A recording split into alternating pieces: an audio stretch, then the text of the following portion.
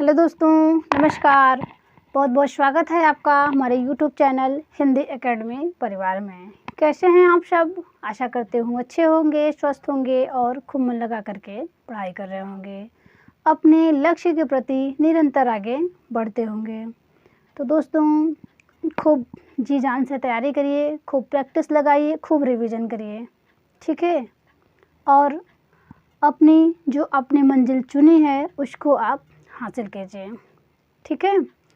और दोस्तों, जो भी भाई बहन चैनल पे पहली बार हैं वे चैनल को सब्सक्राइब कर लें, बेल आइकन प्रेस कर लें, जिससे हमारे वीडियोज़ की हर नोटिफिकेशन उन्हें मिल जाया करे। और क्लास को ज़्यादा से ज़्यादा शेयर किया करिए, जिससे और भी भाई बहन हमसे जुड़ पाएँ, ठीक है। तो चलिए आज की क्लास को कंटिन्यू करते हूँ। हिंदी व्याकरण की क्लास है ये, जिसमें आपका पहला प्रश्न है, निम्न में कौन सा शब्द तत्सम है? निम्न में कौन सा शब्द तत्सम है? ऑप्शन ए है शुश्रूषा, ऑप्शन बी है सुन्नर, ऑप्शन सी है अक्षर और ऑप्शन डी है रात। यहाँ पे आपको तत्सम का चयन करना है, ठीक है, तत्सम। तो आप सब अपने अपने आंसर गेस करिए। और दोस्तों, जब भी मेरे साथ पेपर सॉल्व करने बैठे आप कॉपी पेन लेके बैठे, ठीक है। जो क्वेश्चन आपको ना आए उन्हें भी आप नोट करते चले, अगर आता है तो ठीक है, आपका रिवीजन हो जाएगा। तो देखिए यहाँ पे तत्सम शब्द है, ऑप्शन ए राइट है, ठीक है। शुश्रूषा यही आपका तत्सम है। सुन्नर ये तद्भव है, ये सुंदर का, और ये अक्षर जो है अक्षर ये अक्षर का है, ठीक है। ये तद्भव है और इसका तत्सम क्या होगा? अक्षर, ठीक है। प्रश्न 2 देखते हैं। मृगेंद्र का पर्यायवाची है, मृगेंद्र का पर्यायवाची है नखायुध है, ऑप्शन ए, ऑप्शन बी है केसरी, ऑप्शन सी है भुजंग, ऑप्शन डी है ए बी दोनों। इनमें आप सब अपने अपने आंसर लगाइए।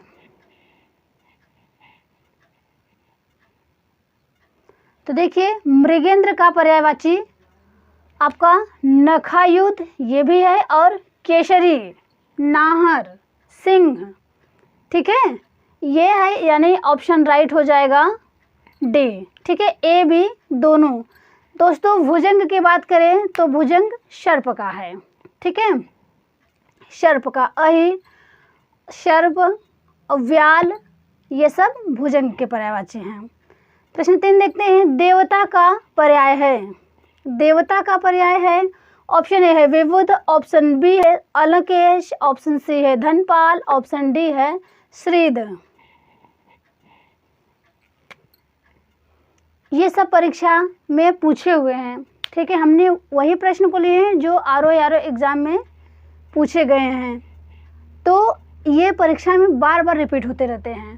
तो ऐसे प्रश्नों को आप बार बार पढ़ते रहिए, रिवीजन करते रहिए, प्रैक्टिस लगाते रहिए, तभी आपका अच्छे से क्लियर हो पाएगा।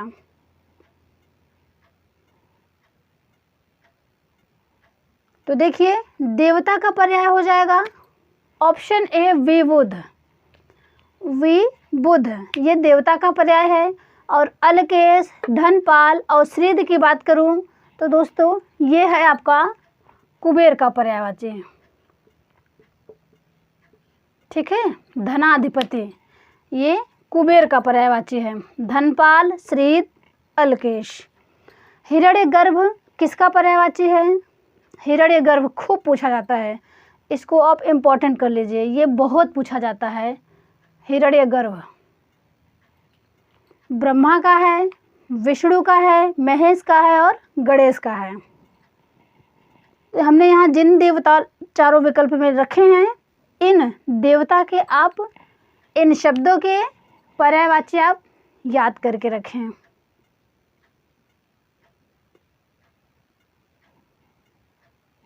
तो देखिए हिरण्यगर्भ हो जाएगा आपका ब्रह्मा का पर्यायवाची है, ठीक है, हिरण्यगर्भ।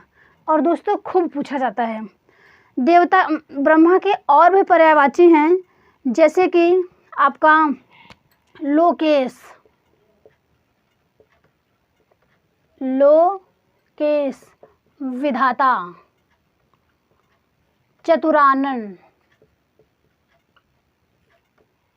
चतुरानन, कमलासन। ठीक है, ये सब आपके ब्रह्मा के पर्यायवाची हैं। और एक है सृष्टा, खूब पूछा जाता है, विरंच। इन पर्यायवाची को आप ध्यान रखेंगे, ये हमेशा पूछे जाते हैं। ठीक है, और आपका सदानंद, स्वयंभू, आत्मभू, स्वयंभू, सदानंद,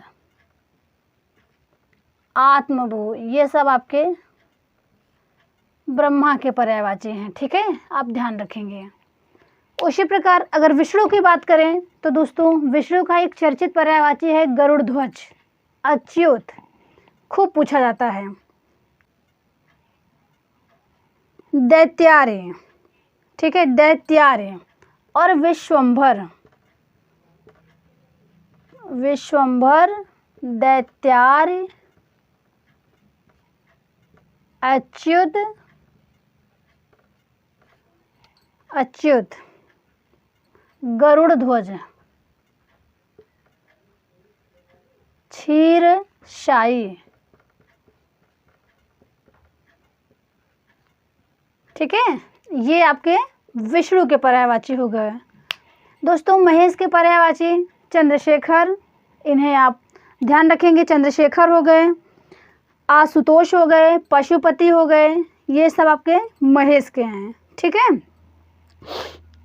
और भूतनाथ, चंद्रमौली। और गणेश की बात करूं तो गणेश का है महाकाय, लंबोदर, एकदंत, विघ्न विनाशक, वक्रतुंड, गजानन, मोदक प्रिय। ठीक है, गणेश के हो गए।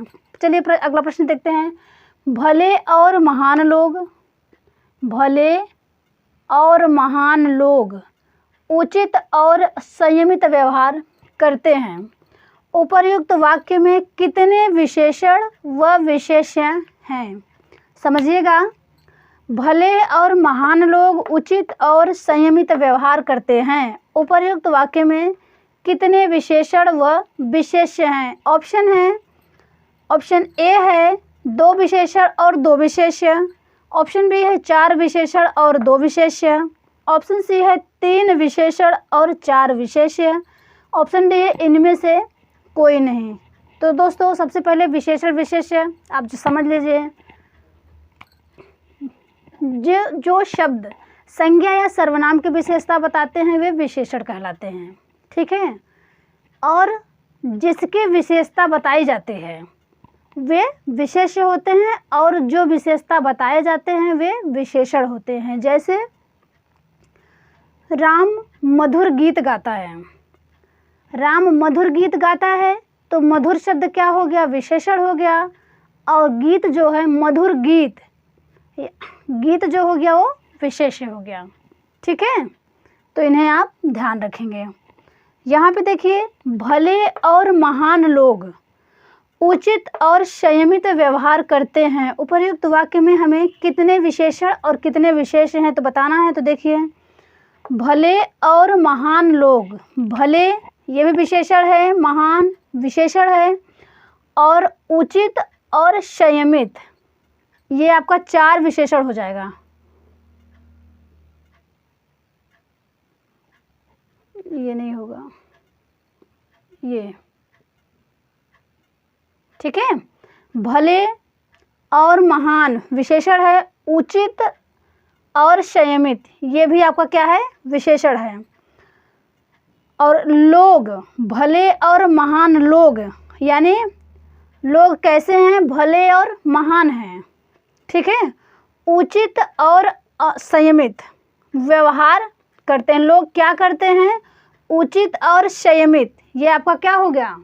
विशेषण हो गया, और व्यवहार विशेष्य हो गया। ठीक है, तो ये आपका एक ये और एक ये लोग, ये आपका विशेष्य हो गया। बाकी भले, महान, उचित, संयमित 4 विशेषण हो गया। तो ऑप्शन राइट हो जाएगा बी, 4 विशेषण और 2 विशेष्य। ठीक है, अगला देखते हैं प्रश्न 6, निम्न भ्रमर का पर्यायवाची नहीं है। यहाँ हो जाएगा निम्न में। निम्न में भ्रमर का पर्यायवाची नहीं है। षटपद है, द्विरेफ है, सिलीमुख है, भ्रेकुटी है। भ्रेकुटी। देखिए भ्रमर का पर्यायवाची पूछा है तो ये आपका षटपद भ्रमर का पर्यायवाची है। द्विरेफ ये भी है, सिलीमुख ये भी है, एक होता है सिलीमुख, षटपद, द्विरेफ। ठीक है। और देखिए डी की बात करें, जो भ्रिकुटी है ये आपका भौंह का पर्यायवाची है। भौंह, ये भौंह का पर्यायवाची है, ये भ्रिकुटी। और बाकी षटपद, द्विरेफ और सिलीमुख ये भ्रमर के पर्यायवाची हैं। ठीक है। चलिए आगे देखते हैं।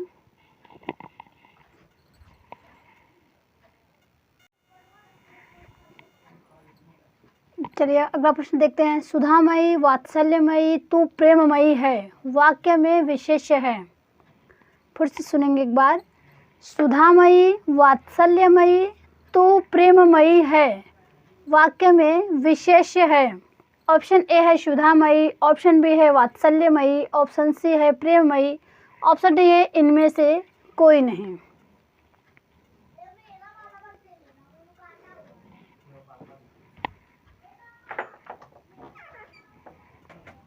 देखिए सुधामयी, वात्सल्यमयी, तू प्रेममयी है, कौन है? आप अपने से वाक्य बनाइए। यानी सुधामयी, वात्सल्यमयी, तू प्रेममयी है, ये किस पे कहा गया है? माँ पे कहा गया है।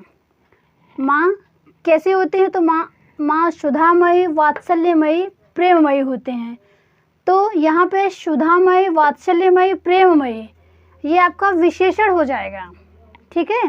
अगर माँ कैसी होती हैं तो माँ सुधामयी, वात्सल्यमयी और प्रेममयी होती हैं, ये आपका विशेषण है। और विशेष्य यहाँ पे कोई नहीं है, तो इनमें ऑप्शन डी हो जाएगा, विशेष्य कोई नहीं है। ठीक है। तो राइट आंसर ऑप्शन डी हो जाएगा। प्रश्न 8 देखते हैं। निम्न में तत्सम तत्भव का विकल्प सत्य है। महार्घ, महंगा, मातृशोषा, मौसी, बुभुक्षा, भूख। ऑप्शन डी है सभी। तो यहाँ पे देखिए महंगा का तत्सम महार्घ होता है, मौसी का तत्सम मातृशोषा होता है और भूख का बुभुक्षा होता है। बुभुक्षा। ऑप्शन डी यहाँ पे भी सही हो जाएगा। प्रश्न 9 देखते हैं। दशरथ के प्राण राम के लिए आकुल थे, यानी व्याकुल थे। दशरथ के प्राण राम के लिए आकुल थे, वाक्य में मुख्य विशेष्य है। दशरथ, राम, प्राण, आकुल।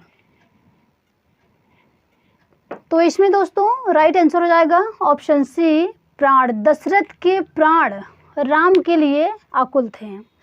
प्रश्न 10 देखते हैं। उस ग्रंथ में 500 पृष्ठ हैं। उस ग्रंथ में कितने पृष्ठ हैं? 500 पृष्ठ हैं। इस वाक्य में उस शब्द क्या है, यही आपको बताना है। गुणवाचक विशेषण है, परिणामवाचक विशेषण है, संकेतवाचक विशेषण है, व्यक्तिवाचक विशेषण है। तो आप लोग अपने अपने आंसर गेस करिए।